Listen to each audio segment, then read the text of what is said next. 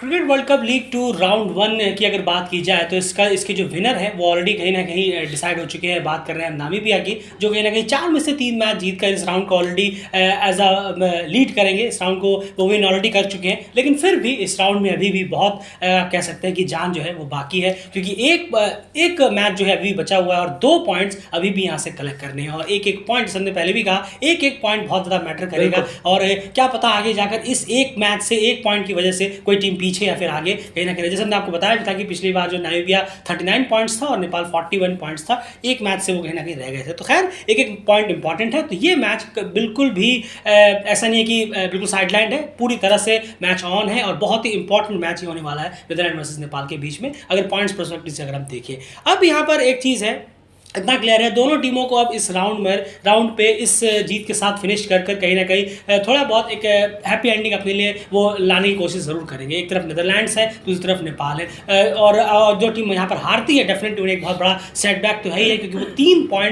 3 match जो है वो यहाँ पर इस राउंड में गंवा देंगे। अब सबसे बड़ी जो दिक्कत रही है, एक यूनिट रही है कि तीनों ही टीमों की यहाँ एक बहुत कॉमन चीज़ रही है, वो है बैटिंग जो परफॉर्मेंस है वो इतनी खासा नहीं रही है। अगर हम देखें तीनों ही टीमों की, नामीबिया हो, नेपाल हो या फिर नीदरलैंड्स हो, लेकिन नामीबिया ने जो है बहुत क्रूशल मोमेंट्स पे जो है कहीं ना कहीं परफॉर्मेंस दी है। मैं मान के चलिए कि इस वक्त पर अभी टीम को एक विकेट चाहिए, एग्जैक्ट उसी वक्त पर नामीबिया ने विकेट्स निकाला है। वो चीज़ नेपाल और नीदरलैंड्स करने में नाकामयाब रहे हैं अभी तक, इसीलिए नामीबिया जो है उनसे बेटर यहाँ पर हो पाई है और उनका लोअर ऑर्डर कंट्रीब्यूशन भी बहुत स्ट्रांग रहा है नीदरलैंड और नेपाल के इन कंपेयर टू। बिल्कुल बिल्कुल सही कहा, ये रीज़न बहुत बड़ा है। अगर आप देखेंगे इस पिच पर भी पहुंचाना उस टारगेट तक या फिर एक स्कोर लगाना, ये दोनों अपने आप में बहुत बड़ी चीज़ है जो लोअर ऑर्डर ने करके दिखाया। जैन ग्रीन, ट्रम्पलमैन ने वहाँ पर किया ये काम इसी मैच में, जो अभी स्मिथ ने भी किया है। स्मिथ ने तो खैर, वो तो खैर मिडिल ऑर्डर में ही आ जाते हैं, बहुत अच्छे बल्लेबाज हैं।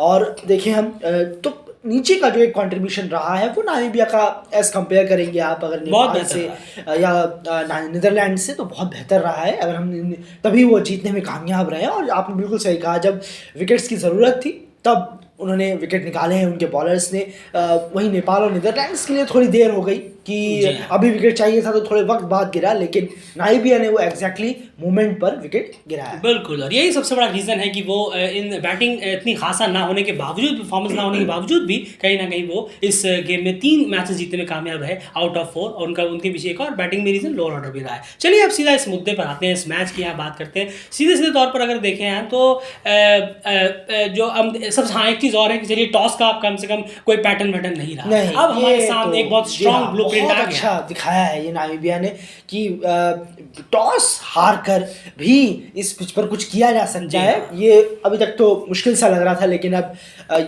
थोड़ा सा रास्ते यहाँ पर खुल गए हैं कि हाँ चलिए टॉस हारे हैं तो मैच भी अभी हारे। बिल्कुल सही कहा आपने, यानी एक एग्जांपल ऑलरेडी है। अब हम ये नहीं कह सकते कि आप टॉस हारे तो बहुत मुश्किल हो जाएगा, जी नहीं, नामीबिया ने अभी कर दिखाया है इसी पिच पर और इसी ग्राउंड पर, तो एक एग्जांपल अब यहाँ पर हो जाता है। अब यहाँ अगर बात करें एंड प्रोबेबल 11 की, क्योंकि बहुत इंपॉर्टेंट रहेगा कि क्या प्लेइंग 11 दोनों टीम्स इस गेम के लिए सेलेक्ट करते हैं, और ये बहुत इंपॉर्टेंट रहेगा कि आखिर किस तरह की सिलेक्शन रहती है, क्योंकि 3 मैचेस में दोनों ही टीमों की अगर मैं बात करूँ तो काफ़ी ज़्यादा प्लेइंग 11 उन्होंने देखे भी हैं, सारी तरह के ट्राई जरूर किए हैं, लेकिन इतना मैं बैटिंग पर्सपेक्टिव से यहाँ कह रहा हूँ, बॉलिंग से नहीं, क्योंकि बैटिंग का ही सबसे बड़ा यहाँ पर सरदर्द रहा है इस सीरीज में। तो बैटिंग पर्सपेक्टिव से देखें तो प्लेइंग 11 आप दोनों टीमों की क्या आपको लगता है कि सूटेबल रह सकती है, जहाँ पर बैटिंग में थोड़े से और ज़्यादा डेप्थ दोनों टीमों को यहाँ पर मिलती हुई नजर आए। पहले बात करते हैं नीदरलैंड्स की। ज़रूर नीदरलैंड्स की बात करें, देखिए उनकी बैटिंग में अगर हम देखें कहीं ना कहीं एक चेंज हम ज़रूर देखना चाहेंगे। जैसे अगर बात करें ओपनिंग से तो same as Michael Levitt, Max out है, 1 डाउन उसके बाद साइब्रेंट, और ये बैटिंग ऑर्डर के हिसाब से बिल्कुल बैटिंग ऑर्डर के हिसाब से 1 डाउन साइब्रेंट, 2nd डाउन बेस्जिली, 3rd डाउन हम बात करें स्कॉट एडवर्ड्स, 4th डाउन यहाँ पर एक चेंज वेस्ले बेरेसी को हम यहाँ पर ज़रूर देखना चाहेंगे। जी हाँ, तेजा की जगह, जी हाँ बिल्कुल सही कहा आपने। नोहा क्रॉस यहाँ पर फिर से, फिर शरीज अहमद, रॉल्फ वेंडरमर्क, फिर लोअर ऑर्डर आ जाते हैं आर्यन दत्त और विवेन किंगमा। तो इस तरीके से अगर हम देखें नीदरलैंड्स की जो डेली ग्रेड को लगता है कि प्लेइंग 11 होनी चाहिए। बिल्कुल, क्योंकि तेजा को यहाँ 2 मौके मिले हैं, लेकिन उन्होंने कहीं न कहीं गँवाए हैं और बहुत ही खराब शॉट से भी अपना विकेट्स उन्होंने लूज़ किया है। तो डेफ़िनेटली यहाँ वेस्ले बैरिस्टो को यहाँ पर मौका मिलना चाहिए, एक और एक तो और मिल मौका चुका कहीं न था। कहीं मिलना चाहिए। हाँ। जी हाँ, तो कहीं न कहीं इवन हो जाएगा तेजा और वेस्ले बैरिस्टो के बीच में। ये प्रोबेबल 11 कहीं न कहीं हम चाहेंगे कि नीदरलैंड्स की रहे। बाकी देखना होगा नीदरलैंड्स किस प्रोबेबल 11 की प्लेइंग 11 की तरफ बढ़ता है आगे। उसके बाद अगर चले अगर दूसरी तरफ नेपाल की प्लेइंग 11 की, तो उनका प्रोबेबल 11 यहाँ पर आप क्या देखेंगे? बैटिंग ऑर्डर के हिसाब से यहाँ पर हम आपके सामने रख रहे हैं और जैसे हमने पहले ही कहा कि बैटिंग की डेप्थ को बढ़ाने के हिसाब से कहीं न कहीं ये चीज़ हमने सोची है कि प्रोबेबल 11 में इस तरह की बैटिंग डेप्थ को रखा जाए, क्योंकि बैटिंग एक बहुत बड़ा कंसर्न रहा है दोनों ही मैचेस में। तीनों ही मैचेस में नेपाल के अगर हम देखें, एक में उन्हें जीत ज़रूर मिली, बहुत ही जहाँ वो सेकंड बैटिंग कर रहे थे, लेकिन बैटिंग को ध्यान में रखते हुए एक अच्छी और प्रोबेबल 11 क्या रह सकती है नेपाल की इस लास्ट गेम में। बिल्कुल, अगर हम देखें, देखिए अगर एक चीज़ ज़रूर है कि यहाँ पर अगर कोई भी टीम पहले बल्लेबाजी कर रही है तो उसे स्कोर लगाने की ज़रूरत है। अगर वो यहाँ स्कोर लगा पाई तो उसके लिए थोड़ी बल्लेबाजी भी नीचे तक होनी चाहिए, क्योंकि इस पिच पर बल्लेबाजी बहुत हार्ड है, बहुत टफ मुश्किल नज़र आ रही है। तो इसको देखें, अगर नेपाल की तो कुशल आसिफ एज यूजुअल ओपनिंग के लिए यहाँ हमारी चॉइस है। 1 डाउन फिर Bhim Sharky, second down Rohit, Bhim Sharky को हम यहाँ ऊपर कर रहे हैं। बिल्कुल, ये एक जो हम देख रहे हैं वो उनका डाउन नहीं था, 5वें 6ठे डाउन आकर बैटिंग करना। ज़रूर, उसमें भी वो कोशिश कर रहे थे। देखिए हाँ। उसमें भी उन्होंने ट्राई किया, ये काबिलियत दर्शाता है प्लेयर की। 1 down Bhim Sharky, second down यहाँ पर रोहित पुड़ैल, जी हाँ। और थर्ड डाउन की बात करें तो कुशल मल्ला यहाँ पर आए। 4th डाउन देव खनल को यहाँ पर एक मौका और मिलना चाहिए। उन्हें डायरेक्टली बाहर कर देना थोड़ा अजीब सा लगेगा, एक मौका और दें, क्या पता वो अपने कैपेबिलिटी दिखा सके, थोड़ा सा डाउन ऑर्डर चेंज कर कर। 5th डाउन यहाँ पर आरिफ शेख को एंट्री दी जाए। होपफुली हमारी तरफ से तो ये ऑन है कि आरिफ यहाँ पर आए, बल्लेबाजी को थोड़ा और बढ़ाएं। बहुत डल नज़र आ रही है बैटिंग इस पिच पर।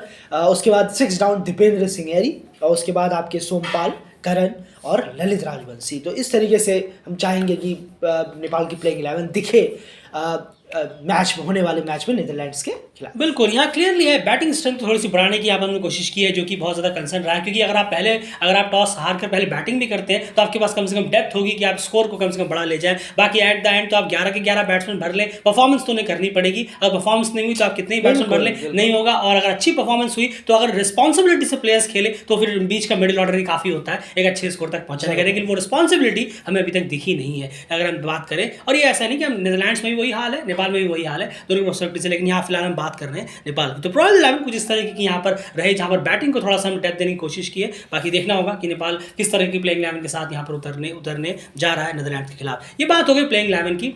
एंड अब दोनों टीमों की जो सबसे बड़ी दिक्कत यहाँ पर रही है वो है बैटिंग में, और बैटिंग में दोनों टीमों ने काफ़ी स्ट्रगल किया है। अगर हम देखें तो बॉलिंग की हल्की फुल्की बात यहाँ पर होगी कि बॉलिंग तो फिर भी विकेट्स टीम्स निकाल रही हैं लगातार, लेकिन पिच वैसी नहीं है ना। बॉलिंग की बात तो तब होगी जब पिच में कुछ टाइम फेस के हिसाब से पिच बदल रही हो तो आप बॉलिंग की बात कर सकते हैं, लेकिन पिच पहले ओवर से 50वें ओवर तक, पहले ओवर से 100वें ओवर तक सेम ही रहती है, जैसा हमें इस राउंड में देखने को मिला है। बिल्कुल, तो कहीं ना कहीं बहुत ज़्यादा विकेट्स यहाँ निकल रहे हैं। तो यहाँ पर अगर हम अपने शिफ्ट करें बैटिंग की तरफ, तो दोनों टीमों को मिलाकर अब यहाँ पर हम बात कर रहे हैं यहाँ पर, क्योंकि दोनों टीमों की ही बैटिंग बहुत खस्ता हालत रही है। तो बैटिंग के हिसाब से अगर आप देखें तो क्या मेजर पॉइंट्स आपके जहन में आते हैं जो इस मैच में इन दोनों टीम्स को कहीं ना कहीं बचने होंगे उन सब चीज़ों से? ज़रूर, एरर्स, गलतियाँ बहुत हुई हैं। अगर हमने इससे पहले कहा भी था प्रीव्यू में, शायद इस सीरीज़ प्रीव्यू में एक बात उठाई थी कि हम देखना चाहेंगे कि गलतियाँ कितनी कम होती हैं, गलतियाँ कितनी कम कर रहे हैं प्लेयर्स, लेकिन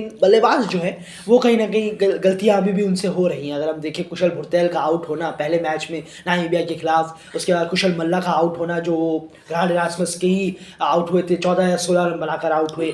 उसके बाद हम बात करें दीपेंद्र सिंगेरी आगे बढ़कर आ गए, रोहित पुड़ैल किस तरीके से आउट हो रहे हैं, बहुत ही ख़राब तरीके से अपना विकेट देकर जा रहे हैं वो। उसके बाद नीदरलैंड्स की बात करेंगे आप, साइब्रेंट जिस तरीके से अभी आउट हुए, एंजल ब्रेच जिस तरीके से आउट हुए हैं वो तो अपने आप में बहुत पुअर है। तेजा किस तरीके का शॉट खेला, एकदम बेकार सा। ये नोवा क्रॉस की अवेयरनेस कहीं नहीं दिखी कल के मैच में। बिल्कुल, माइकल लेविट हो जिन्होंने सोमपाल कामी पे हवाई फायर कर दिया था पहली या तीसरी बॉल पर ही, पहले ओवर के बिना कुछ देखे बिना कुछ जाने बाहर की बॉल को। मैक्स राउट ने भी एक बाहर की बॉल को छेड़ा था, मुझे याद नहीं, शायद नेपाल का ही मैच था या नामीबिया का मैच था वो, पहला वाला, दूसरा वाला जो नेपाल और नीदरलैंड भिड़े थे शायद वही मैच था, जिन्होंने बल्ला बाहर चलाया, उसमें भी एज आया उनका।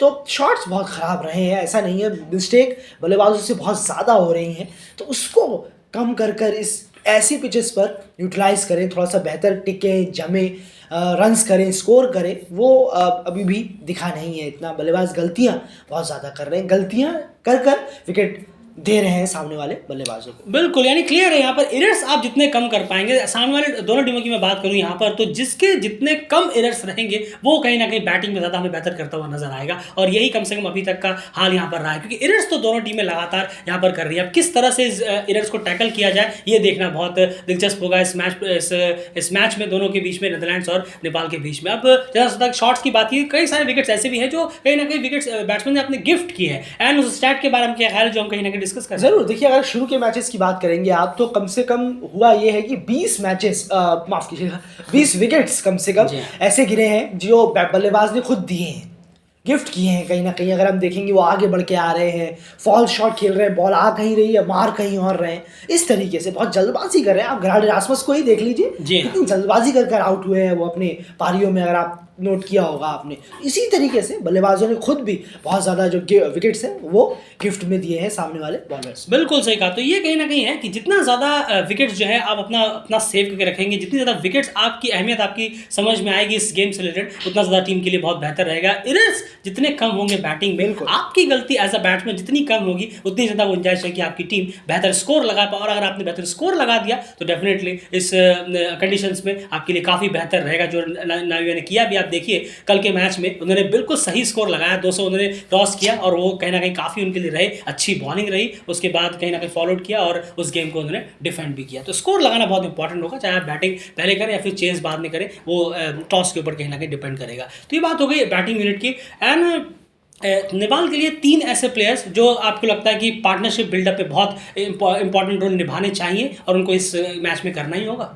बिल्कुल, हम बात करें आसिफ शेख की, भीम शार्की की, और अगर तीसरे प्लेयर की अगर हम देखें तो यहाँ पर ज़रूर होंगे आरिफ को, जो हम यहाँ ला रहे हैं, आरिफ को जो हम यहाँ पर लेकर आ रहे हैं, ये बहुत इंपॉर्टेंट होगी क्योंकि विकेट्स जो है बहुत जल्दी गिर रहे हैं। और लोअर ऑर्डर में एक पार्टनरशिप होनी चाहिए, जरूर होनी जो नामीबिया ने करके दिखाई है, इसलिए वो 4 में 3 है। बिल्कुल, तो इसलिए देखना होगा कि ये कर पाएंगे या नहीं, और इनमें है, अगर यही करेंगे तो बहुत बेहतर होगा टीम के लिए भी, क्योंकि अलग अलग पोजीशन पर है, कोई ओपनर है, कोई वन डाउन के हैं, उसके बाद हम बात करें फिर नीचे आकर 5वें नंबर पर बल्लेबाजी कर रहे हैं। तो ये बहुत अच्छा रहेगा कि इन्हीं 3 प्लेयर्स में वो कहीं ना कहीं बात होगी। जी हाँ, तो यहाँ पर हम याद रखिएगा, हम पार्टनरशिप बिल्डअप की बात कर रहे हैं, ऐसा नहीं कि कॉन्ट्रीब्यूशंस यहाँ पर रोहित का बहुत क्रूशियल रहेगा कि रोहित बस यही है कि वो अपने खराब शॉट मारकर अपना विकेट बहुत थ्रो कर रहे हैं। कुछ ग्रांड रासमस जैसी हालत जो है उनकी है, बिल्कुल सिमिलर है। तो दोनों ही अपने शॉट्स जो है अपने पोजीशन का जो है खराब इस्तेमाल कर रहे हैं और बहुत ही खराब शॉट खेलकर आउट हो रहे हैं। विकेट्स बॉलर्स के हों तो कहीं ना कहीं समझ में आता है, लेकिन रोहित पटेल वहाँ पर रन्स करके, कुशल मल्ला ने जो अपना रूप थोड़ा सा दिखाया हुआ है कि वो चेंज किया है कि ज़्यादा बैट स्विंग वो नहीं कर रहे हैं शुरू में आकर, वो कहीं ना कहीं काफ़ी अच्छा लग रहा है। उसे वो कितना लंबा लेकर जा पाते हैं ये इंपॉर्टेंट रहेगा। भीम शार्की को अपनी इनिंग थोड़ी सी और लॉन्ग यहाँ पर लेकर जाने की जरूरत है, क्योंकि यहाँ रन्स चाहिए। अगर रन्स आपके पास है पहले बैटिंग करते हुए बोर्ड पे, तो डेफिनेटली आप इस गेम में पूरी तरह से चढ़ बैठेंगे। और अगर आप चेस कर रहे हैं तो डेफिनेटली आपको रन्स चाहिए। अगर आपने थोड़ा सा बड़ा स्कोर कहीं ना कहीं अगर आप चेस कर रहे हैं। वहीं नीदरलैंड्स की तरफ से बात करें तो वो 3 पार्टनरशिप बिल्डअप प्लेयर्स के बारे में क्या ख्याल है? ज़रूर, देखिए मैक्सवेल आउट ने थोड़ा बहुत अभी दिखाया है, एक मैक्सवेल आउट वो प्लेयर होंगे। स्कॉट एडवर्ड्स को चलना ज़रूरी है, वो स्पिनर के खिलाफ अच्छा करते हैं, तो एक पार्टनरशिप बिल्डर वो प्लेयर हो सकते हैं। और अगर एक दूसरे अगर हम देखें तो यहाँ पर नीचे इनके लिए भी एक होगा कि ये भी नीचे आकर थोड़ा सा कुछ लोअर ऑर्डर में कंट्रीब्यूट करें, तो नोआ क्रॉस वो प्लेयर होंगे जो एक पार्टनरशिप बिल्डअप कर सकते हैं, क्योंकि नीचे रन्स की बहुत ज़्यादा ज़रूरत है, विकेट्स बहुत तेज़ी से यहाँ पर फ्लो गिर जाता है। बिल्कुल, और ये देखने को मिला, इसलिए हम बार बार ये कह रहे हैं कि लोअर ऑर्डर में स्कोर्स करना बहुत इंपॉर्टेंट रहेगा दोनों ही टीमों के लिए। दोनों टीमों के लोअर ऑर्डर अगर अच्छा एक फिनिश दे पाए टीम को, तो डेफिनेटली अगर आप चेस कर रहे हो तो चेस कहीं ना कहीं आप कर जीत सकते हैं, और अगर आप टोटल लगा रहे हो तो एक अच्छे स्कोर तक पहुँच सकते हैं, भले ही टीम शुरू में डगमगा गई हो। बाकी देखना होगा कि कौन सा लोअर ऑर्डर ज़्यादा इफेक्टिव रहता है और विद बैट अगर हम देखें इस गेम में। तो ये कुछ ना कुछ हाल हो गई बैटिंग यूनिट की, जहाँ तक, क्योंकि बैटिंग में टीम, जैसे हमने कहा कि जितना कम एरर्स जो टीम करेगी, जिस टीम के बैट्समैन करेंगे, उतना ज़्यादा कहीं ना कहीं स्कोर उस टीम का यहाँ पर लगता हुआ हमें नजर आ सकता है। क्लियरली दिखेगा कि नहीं, जिसका बॉलर्स विकेट ज़्यादा है या बैट्समैन विकेट नहीं, वो डेफिनेटली यहाँ पर देखना होगा कि बैट्समैन कितने एरर करते हैं दोनों टीमों के। अब यहाँ और लास्ट में एक चीज़ सबसे सिंपल चीज़ है, वो है फील्डिंग।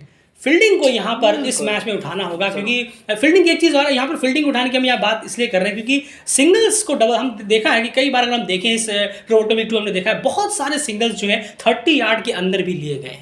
अब उन चीज़ों को कंट्रोल करना है क्योंकि एक एक दो दो रन कर जो रन्स हैं, रन का डिफरेंस है वो 10-10 15-15 रन हो जाता है, और उसी वजह से कहीं ना कहीं पे आप होता है कि अभी आप 7 रन से हारते हैं, कभी 10 से, कभी 15 से, 20 से। तो फील्डिंग का जो स्तर है वो आपको स्ट्रांग करना होगा। 30 यार्ड मतलब इस तरीके का आपको एक माहौल क्रिएट करना है कि किसी भी सूरत में 30 यार्ड से सिंगल्स प्लेयर्स निकाल ना पाए। बिल्कुल, और ये ज़रूरी भी है क्योंकि आप जितना ज़्यादा एक एक रन रोकना ज़रूरी है, बहुत ज़रूरी है। अवेयरनेस फील्डिंग तो होनी चाहिए, फील्डिंग बहुत बड़ा बूस्टअप है टीम को जिताने के लिए। अगर फील्डिंग अच्छी रहेगी तो बॉलर्स पॉजिटिव रहेंगे, और पॉजिटिव रहेंगे तो वो भी अच्छा एक इम्पैक्ट रखेंगे मैच में, अच्छी लाइन, अच्छी लेंथ पकड़कर डालेंगे बॉल। बिल्कुल, बॉल्स के लिए क्लियर यही है, जैसे कि बस लाइन और लेंथ आपकी बेहतर रहे तो डेफिनेटली आपके लिए काफ़ी कुछ है, विकेट्स भी निकल सकते हैं और आप इकोनॉमिकल भी यहाँ पर रह सकते हैं। फिलहाल इस मैच प्रीव्यू में इतना ही, बाकी देखना होगा कि क्या कौन इस 2 पॉइंट्स को कलेक्ट कर कंप्लीट करता है इस राउंड को, और 4 पॉइंट के साथ सेकंड नंबर पर जाकर बैठता है नामिबिया के बाद। फिलहाल इस मैच प्रीव्यू में इतना ही, आपकी क्या राय कमेंट बॉक्स में जरूर रखिए और बने रहिए डेलगेट चैनल के साथ। लगातार कम्युनिटी टैब हमारा चेक करना मत भूलिए। चैलेंज लीग प्ले ऑफ चल रहा है, उसकी सारी अपडेट्स ऑलरेडी कम्युनिटी में प्रोवाइड हम करा रहे हैं, जरा उस पर जरा गौर जरूर करिए।